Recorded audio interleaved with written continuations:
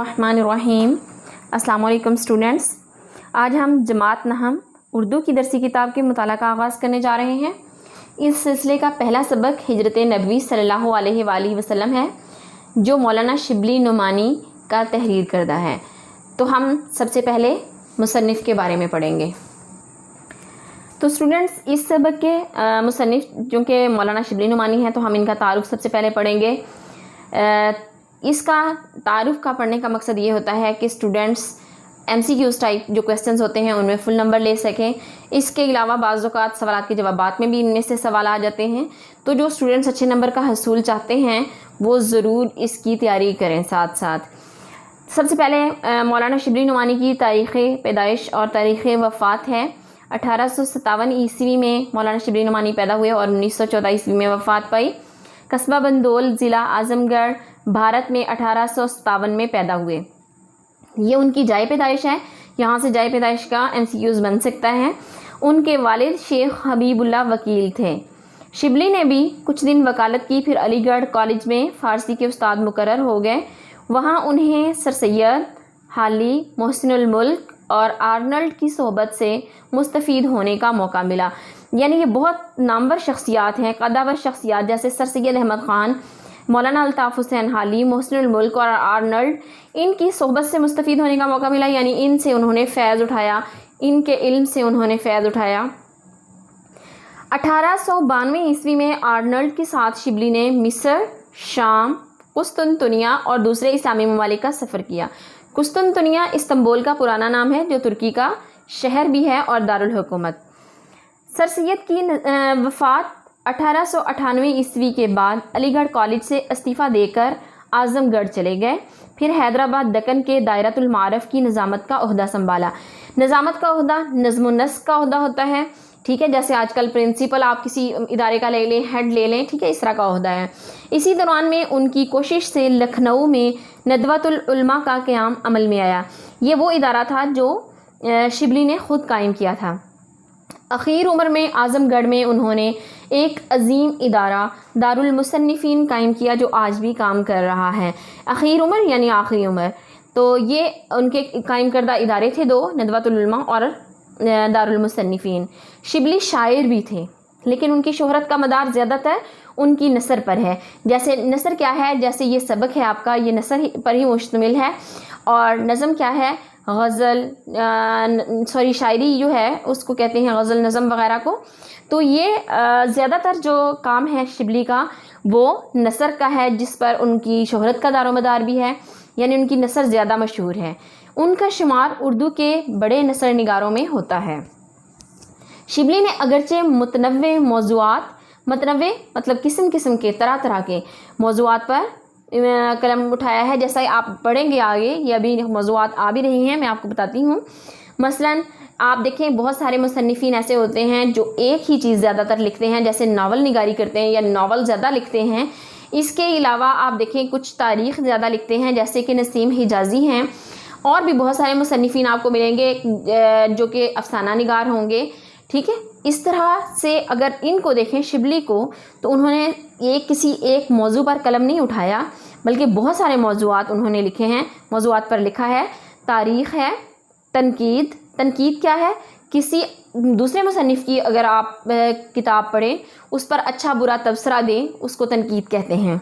बाकायदा ये एक इल्म है, एक फ़न है, इस पर पूरी पूरी किताबें लिखी गई हैं। सवाने सानिहा की जमा है। तो सानिहा वैसे हादसा को कहते हैं, लेकिन यहाँ सवाने से मुराद हालाते ज़िंदगी हैं। सीरत, सीरत से मुराद नबी सल्लल्लाहु अलैहि वसल्लम की सीरत बयान करना है। तज़किरा, किसी का ज़िक्र करना, किसी के बारे में लिखना। अदब, मुआशरत, अक़ायद, तसव्वुफ़ और सियासत पर कलम उठाया। मगर उनके तर्ज़ इज़हार में अदबियत की शान मौजूद है। यानी उनका जितना भी मवाद है, जितना भी उन्होंने तसनीफ़ किया है, उस सब में नज़र आता है कि वो एक अदीब हैं। जोश बयान, यानी बयान करने का जो उनका अंदाज़ है उसमें जोश है। इजाज़ो इख्तिसार, इजाज़ क्या है, किसी चीज़ को कम या ज़्यादा ना करना। तो इसको वैसे खसूसियात में शामिल नहीं किया जाता, ऐब में शामिल किया जाता है किसी भी राइटर की तसानीफ़ के। लेकिन यहाँ पर इजाज़ो इख्तिसार मिलकर एक इसका वस्फ़ बन जाता है। यानी वो मुख्तसर लिखते हैं और ऐसा लिखते हैं کہ جو کم یا زیادہ محسوس نہیں ہوتا۔ اس کے بعد آتی ہے روانی و برجستگی۔ روانی جیسے آپ کہتے ہیں کہ دریا رواں دواں ہے، ایسی روانی ایسی تحریر کو کہتے ہیں جس میں آپ کو کہیں بھی جھول نظر نہ آئے، آپ مصنف لکھتا ہو تو لکھتا ہی چلا جائے۔ برجستگی بے ساختگی، محققانہ انداز یعنی تحقیق والا انداز ہے، ایسا نہیں ہے کہ انہوں نے ادھر ادھر کی باتیں لکھ دی ہیں، تحقیق کر کے لکھتے تھے۔ غنائیت یعنی نغمگی کا احساس ہوتا ہے۔ شعریت، شعریت عربی زبان میں جیسے شعر جو ہے اسم مشتق کے ساتھ یہ تے لگانے سے اسم کیفیت بن جاتا ہے، جیسے آپ اردو میں لیں برا سے برائی اسم کیفیت بن گیا، اچھا سے اچھائی، انسان سے انسانیت، تو یوں ہی یہ شعر سے شعریت ایک اسم کیفیت بنایا گیا ہے، یعنی یہ شعر کی ہی کیفیت ہے۔ شعریت ان کے اسلوب بیان کی نمایاں خصوصیات ہیں۔ اسلوب بیان جو ان کا بیان کرنے کا انداز تھا، اسلوب انداز کو کہتے ہیں، تو یہ ساری ان کی تحریر کی خصوصیات ہیں۔ شبلی کی تمام ادبی کاوشوں سے قطع نظر، یعنی قطع نظر کا مطلب ما سوا یا علاوہ ہے، یعنی اگر ان کی تمام ادبی کاوشوں کو ایک طرف رکھ دیں تو ان کا سب سے بڑا ادبی کارنامہ ان کا انداز بیان ہے، یعنی یہ ساری خصوصیات نہ بھی ہوتی تو ایک خصوصیت جو ہے ان کی وہ سب پر بھاری ہے، وہ کیا ہے؟ ان کا کوئی بھی چیز بیان کرنے کا ایک انداز ہے جو ان کی تحریر سے جھلکتا ہے، نظر آتا ہے۔ تو یہاں پر تصانیف ہیں جو کہ آپ کو ہر مصنف کے تعارف کے آخر میں ملیں گی۔ شبلی کی متعدد تصانیف ہیں۔ اہم تصانیف کون سی ہیں؟ متعدد کا مطلب بہت زیادہ ہیں، لیکن یہاں پر کچھ تصانیف اہم جو ہیں ان کا ذکر کیا گیا ہے۔ شعر العجم 5 جلدیں ہیں اس کی، الفاروق، المامون، سیرت النعمان، الغزالی، سوانح مولانا روم، سفرنامہ روم و مصر و شام اور سیرت النبی صلی اللہ علیہ وآلہ وسلم شامل ہیں۔ اب آتے ہیں سبق کی طرف۔ تو سبق جو ہے اس کے کچھ تدریسی مقاصد ہیں جو انشاءاللہ تعالیٰ سبق پڑھتے ہوئے پورے ہوں گے۔ آپ ایک دفعہ ایک نظر دیکھ بھی لیجئے گا انہیں، تو ہم کیونکہ اس میں ویڈیو طویل ہوتی جائے گی اس لیے سبق کا آغاز کرتے ہیں۔ یہ اس وقت جب کہ دعوت حق کے جواب میں ہر طرف سے تلوار کی جھنکاریں سنائی دے رہی تھیں۔ بچوں اس فکرے کو دیکھیں میں جو یہ بیان کر رہی ہوں، سبق کی سلیس، اس کو اچھی طرح سے سنیں، اپنی بک سامنے رکھیں۔ اس کا مقصد کیا ہے؟ اس کا مقصد یہ کہ جب آپ کو سلیس آئے تو آپ کو اس کی اچھی طرح سے سمجھ آئے۔ دوسرا مقصد اس کا ہے کہ آپ کو خلاصہ خود سے لکھنا آ جائے۔ بھلے آپ خلاصہ پڑھیں، اچھی طرح سے پڑھ کے جائیں، لیکن آپ کو خلاصہ تبھی لکھنا آئے گا اگر آپ کو سبق کی سمجھ ہوگی اور اس کی کہانی آپ نے ذہن نشین کی ہوگی۔ اب یہاں دیکھیں ایک فقرہ ہے جہاں سے سبق شروع ہو رہا ہے، لیکن اس فقرے کو آپ جب تک غور سے نہیں دیکھیں گے یا یہ نہیں دیکھیں گے انداز کیا ہے، کہاں سے سٹارٹ کیا ہے، یہ کس چیز کے بارے میں ہے، تب تک آپ نہیں لکھ سکیں گے۔ تو یہ ہجرت نبی صلی اللہ علیہ وآلہ وسلم کا واقعہ بیان کیا گیا ہے اور اس کا آغاز کس طرح سے کیا گیا ہے کہ یہ اس وقت کی بات کی جا رہی ہے جب دعوت حق یعنی اسلام کی دعوت کے جواب میں ہر طرف سے تلوار کی جھنکار کہتے ہیں تلواروں کے ٹکرانے کی آواز کو۔ تو جب دعوت حق دی جا رہی تھی نبی صلی اللہ علیہ وآلہ وسلم کی طرف سے، تو اس کے جواب میں بجائے اس کے کہ وہ دعوت قبول کی جاتی، آپ صلی اللہ علیہ وآلہ وسلم کی دشمنی پر اتر آئے تھے کفار۔ جھنکاریں سنائی دینے کا مقصد یہ ہے کہ وہ آپ سے دشمنی کر رہے تھے، آپ کے دشمن ہو گئے، یعنی انہوں نے تلواریں نکال لیں آپ پر۔ حافظ عالم نے مسلمانوں کو دارالامان مدینہ کی طرف رخ کرنے کا حکم دیا۔ حافظ عالم سے مراد دنیا کی حفاظت کرنے والا، تو اس سے مراد اللہ تعالیٰ ہے۔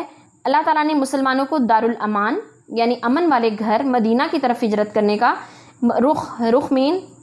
اس طرف جانے کا حکم دے دیا، یعنی مسلمانوں کو ہجرت کا حکم ہو چکا تھا۔ اس کی وجہ کیا تھی؟ کفار کے مظالم، اور مدینہ کی طرف جانے کا مقصد کیا تھا کہ مدینہ کا جو ماحول تھا وہ مسلمانوں کے لیے سازگار تھا۔ وہاں بہت سارے صحابہ اکرام ایسے تھے جو اسلام قبول کر کے جا چکے تھے، وہ مسلمانوں کو وہاں آنے کی دعوت بھی دے چکے تھے۔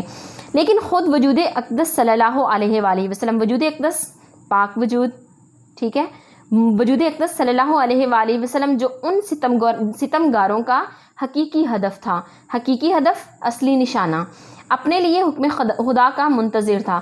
یعنی نبی صلی اللہ علیہ وآلہ وسلم نے مسلمانوں کو تو مدینہ کی طرف ہجرت کرنے کا حکم دے دیا، بہت سارے مسلمان مدینہ کی طرف چلے گئے، لیکن چند ایک لوگ نبی صلی اللہ علیہ وآلہ وسلم کے ساتھ رکے ہوئے تھے، کیونکہ آپ صلی اللہ علیہ وآلہ وسلم کو ابھی ہجرت کا حکم نہیں ہوا تھا۔ آپ کو کب حکم ہوا؟ نبوت کا 13واں سال شروع ہوا، یعنی یہ جو واقعہ ہے ہجرت کا یہ 13ویں سال کا واقعہ ہے۔ اس سے اندازہ لگائیں 40 سال کے تھے نبی صلی اللہ علیہ وآلہ وسلم جب آپ پر نبوت آپ صلی اللہ علیہ وآلہ وسلم کو عطا کی گئی، اور 13 سال کے بعد آپ کی عمر 53 برس بنتی ہے، یعنی 13 سال آپ نے وہاں گزارے تو آپ نے 63 برس کی عمر میں وفات پائی، جس سے اندازہ ہوتا ہے کہ مدینہ میں آپ صلی اللہ علیہ وآلہ وسلم نے 10 سال بسر کیے۔ اس سے ہمیں مکی اور مدنی دور کے بارے میں بھی پتہ چلتا ہے کہ کتنے عرصے کا تھا۔ بچوں جب بھی واقعات پڑھیں انہیں ریلیٹ کریں، یہ آپ کو باقی چیزیں بھی یاد رہیں۔ اور اکثر صحابہ کرام مدینہ پہنچ چکے تھے، یعنی 13واں سال تھا تو اکثر صحابہ کرام مدینہ چلے گئے تھے، آپ وہیں پر تھے کیونکہ آپ کو حکم نہیں ہوا تھا۔ تو وحی الہی کے مطابق حضرت صلی اللہ علیہ وآلہ وسلم نے بھی مدینہ کا عزم فرمایا، عزم ارادہ، یعنی آپ کو بھی وہی اللہ تعالیٰ کی طرف سے آ گئی، تب آپ صلی اللہ علیہ وآلہ وسلم نے مدینہ کی طرف ہجرت کرنے کا ارادہ فرمایا۔ قریش نے دیکھا کہ اب مسلمان مدینے میں جا کر طاقت پکڑے جاتے ہیں اور وہاں اسلام پھیلتا جاتا ہے، چنانچہ لوگوں نے مختلف رائیں پیش کیں، یعنی قریش کو یہ ڈر ہو گیا کہ مسلمان اگر مدینہ جائیں گے تو وہاں پر کیونکہ انہیں سپورٹ مل رہی تھی، وہاں وہ جا کر طاقتور ہو رہے تھے، تو انہیں یہ بات بھی پسند نہیں آ رہی تھی، چنانچہ انہوں نے مختلف رائے کی جمع ہے، ٹھیک ہے، مشورہ ہوتا ہے، رائے مشورہ، تو یہ انہوں نے کیا مختلف رائے پیش کی، یعنی وہ آپ صلی اللہ علیہ وآلہ وسلم کے ساتھ خلاف سازش کر رہے تھے۔ ایک نے کہا محمد صلی اللہ علیہ وآلہ وسلم کے ہاتھ پاؤں میں زنجیریں ڈال کر مکان میں بند کر دیا جائے، دوسرے نے کہا جلا وطن کر دینا ہی کافی ہے، یعنی جلا وطن کرنا، وطن سے نکال دینا۔ ابو جہل نے کہا ہر قبیلے سے ایک شخص انتخاب ہو، یعنی منتخب ہو، لیا جائے اور پورا مجمع ایک ساتھ مل کر تلواروں سے ان کا خاتمہ کر دے۔ نعوذ باللہ، یہ ابو جہل کی سازش تھی کہ بجائے اس کے کہ کسی ایک قبیلے کا ایک شخص آپ صلی اللہ علیہ وآلہ وسلم کو قتل کرے، نعوذ باللہ، تو کیوں نہ سارے قبائل سے ایک ایک شخص لے کر آپ صلی اللہ علیہ وآلہ وسلم کو ختم کر دیا جائے۔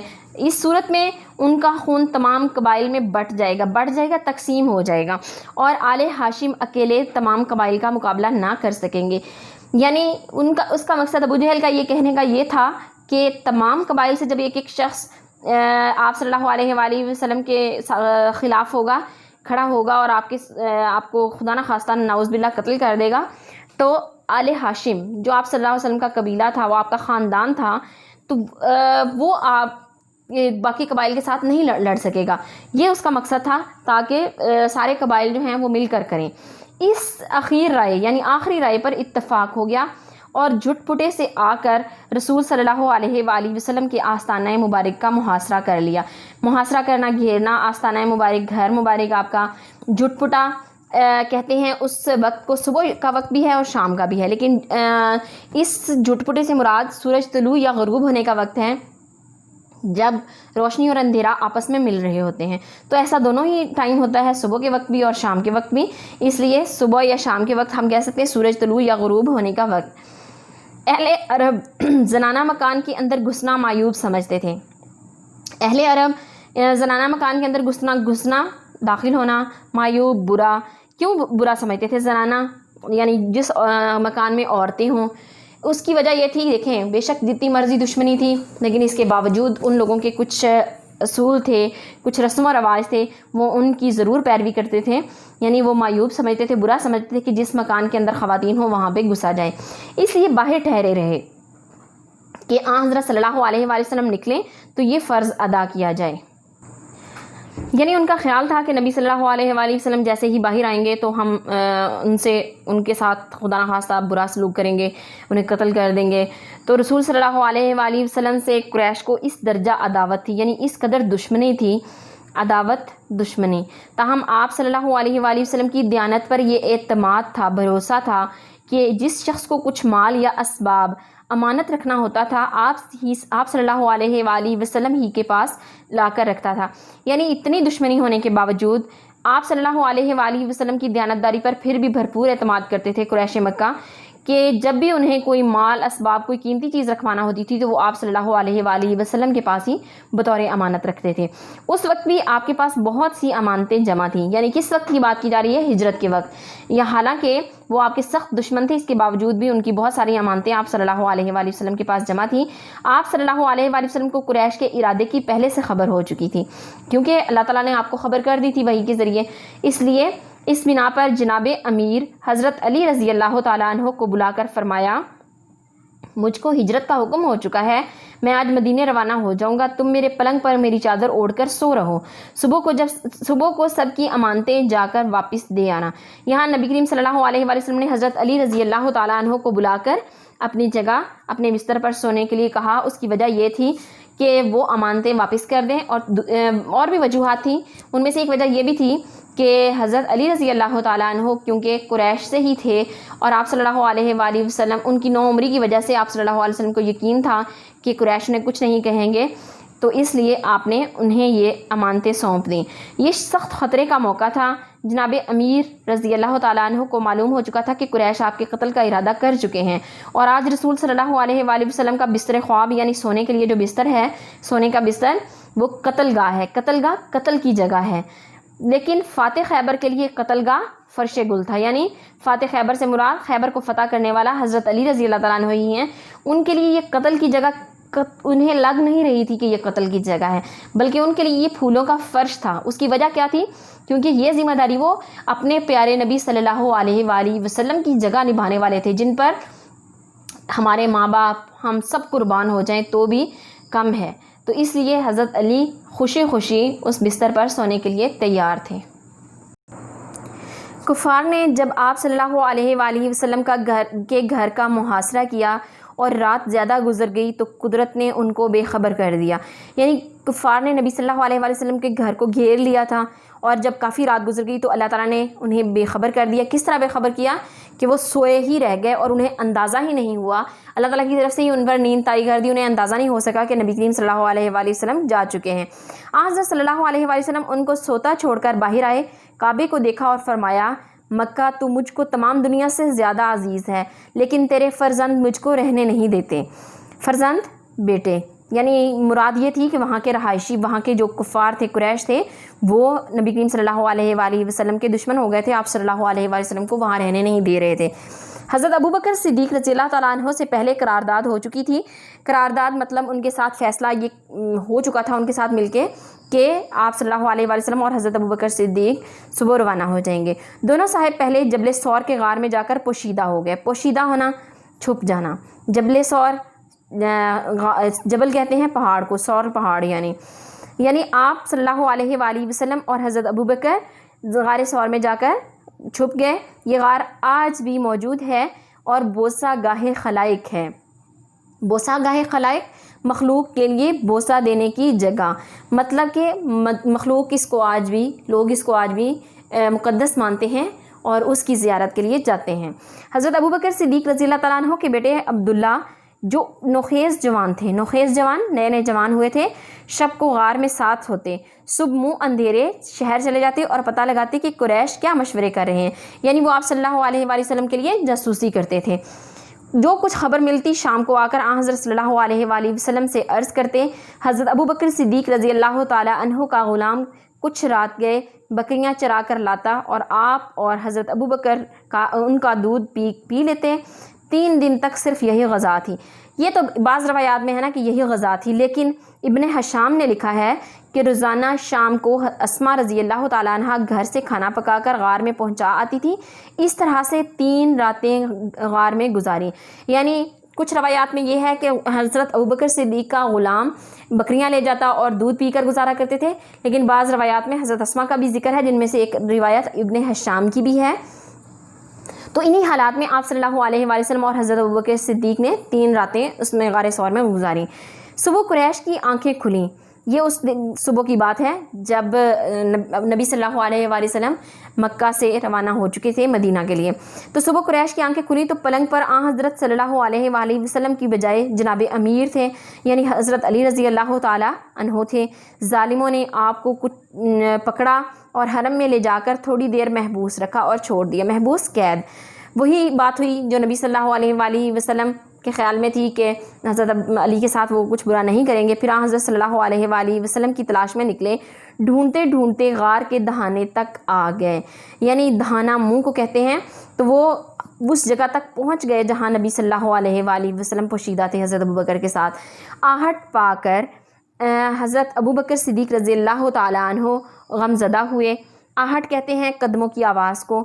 तो आप सल्लल्लाहु अलैहि वसल्लम से अर्ज़ किया कि अब दुश्मन इस कदर करीब आ गए हैं कि अगर अपने कदम पर उनकी नज़र पड़ जाए तो हमको देख लें। आप सल्लल्लाहु अलैहि वसल्लम ने फरमाया ला तहज़न इन्नल्लाह मअना, यानी घबराओ नहीं, बेशक अल्लाह हमारे साथ हैं।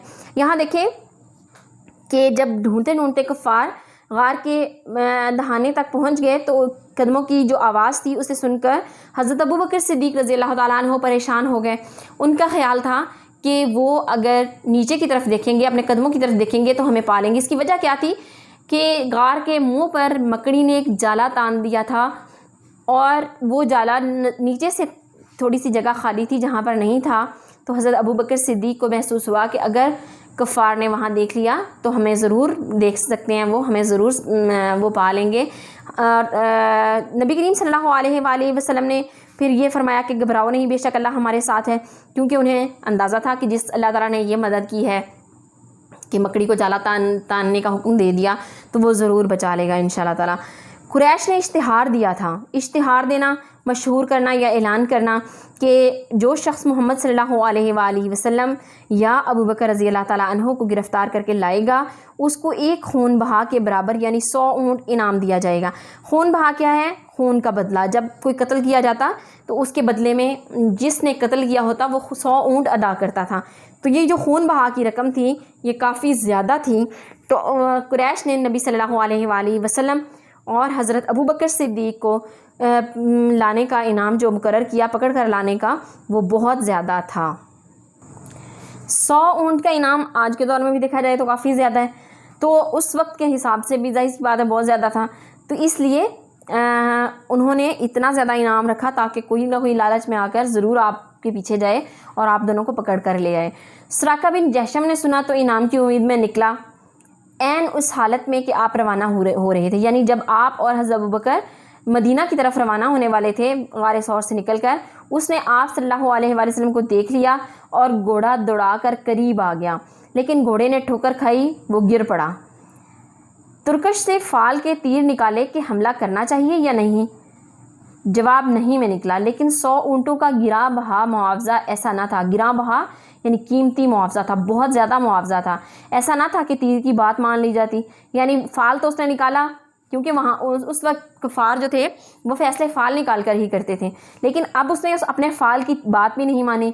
दोबारा घोड़े पर सवार हुआ और आगे बढ़ा।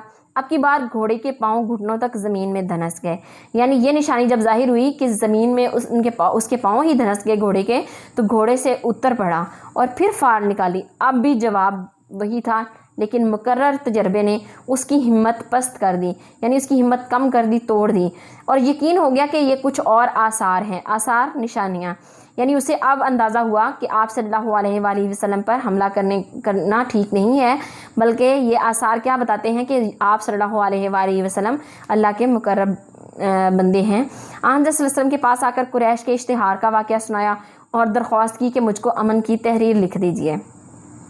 हज़रत अबू बकर सिद्दीक़ रज़ी अल्लाह ताला अन्हु के ग़ुलाम आमिर बिन फ़हीरा ने चमड़े के एक टुकड़े पर फरमाने अमन लिख दिया। ठीक है, तशरीफ़ आवरी की ख़बर मदीना में पहले ही पहुंच चुकी थी। तमाम शहर हमातन चश्मे इंतज़ार था।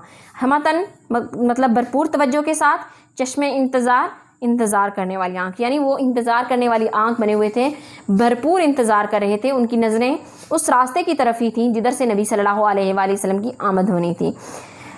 उसके बाद मासूम बच्चे फ़ख्र और जोश में कहते फिरते थे कि पैगंबर सल्लल्लाहु अलैहि वसल्लम आ रहे हैं, यानी बच्चे भी आप सल्लल्लाहु अलैहि वसल्लम की आमद का सुनकर बहुत खुश थे। लोग हर रोज़ तड़के से निकल कर शहर के बाहर जमा होते। तड़के सुबह सवेरे का वक्त, जब अभी सूरज भी नहीं निकला होता, उससे भी पहले अंधेरे का जो वक्त होता है फजर के टाइम के बाद, उसको तड़का कहते हैं। तो तड़के से निकल कर शहर के बाहर जमा होते और दोपहर तक इंतज़ार करके हसरत के साथ वापस चले जाते। इसकी वजह क्या थी? इसकी वजह ये थी कि जब आप सल्लल्लाहु अलैहि वसल्लम मक्का से निकले थे, वो तभी से आपका इंतज़ार करना शुरू हो गए और इस इंतज़ार में वो रोज़ वहाँ सुबह के वक्त पहुँच जाते थे उस रास्ते पर जहाँ से नबी सल्लल्लाहु अलैहि वसल्लम की आमद होनी थी। एक दिन इंतज़ार करके वापस जा चुके थे कि एक यहूदी ने किले से देखा और कराइन से पहचान कर पुकारा, यानी उस दिन भी वो आप सल्लल्लाहु अलैहि वसल्लम का इंतज़ार करके वापस जा चुके थे। کہ ایک یہودی نے دیکھ لیا قلعے سے اور آپ کی نشانیاں، قرائن نشانیاں پہچان کر پکارا. اس نے نشانیاں کیسے پہچانی؟ اصل میں یہودیوں اور عیسائیوں کی جو کتابیں ہیں ان میں پہلے سے اللہ تعالیٰ نے آخری نبی صلی اللہ علیہ وآلہ وسلم کی نشانیاں بیان کر دی تھیں، آپ کے آثار بھی بیان کر دیے تھے، جس کی وجہ سے یہودی اور عیسائی علماء آپ کو پہچانتے تھے.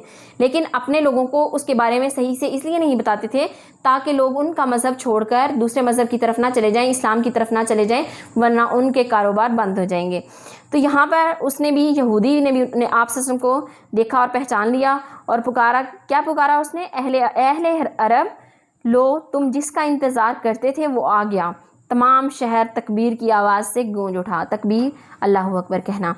تو یہ ان کا استقبال کا طریقہ تھا مدینہ والوں کا. مدینہ والوں نے آپ صلی اللہ علیہ وآلہ وسلم کا بھرپور استقبال کیا. اور یہ جو آپ کا سبق ہے یہ ایک نثر ہے، مضمون ہے. نثر میں سے بھی آپ لے لیں، سیرت نگاری میں سے ہے، اور یہ سیرت النبی صلی اللہ علیہ وآلہ وسلم سے ماخوذ ہے. شبلی نعمانی کی یہ تصنیف ہے اور اس سے ماخوذ ہے. ماخوذ کا مطلب ہوتا ہے اخذ کیا گیا، لیا گیا. ٹھیک ہے، یہ بھی ایک MCQs میں کویسچن آ سکتا ہے کہ آپ کی درسی کتاب میں موجود سبق ہجرت نبوی صلی اللہ علیہ وآلہ وسلم شبلی نعمانی کی کس کتاب سے ماخوذ ہے. اس لیے جتنے بھی آپ کے چیپٹرز جن تصانیف سے ماخوذ ہیں انہیں بھی ضرور یاد کریں ساتھ ساتھ. اسی کے ساتھ بچوں دیجیے اجازت، اپنی ٹیچر کو دعاؤں میں یاد رکھیے گا. اللہ حافظ.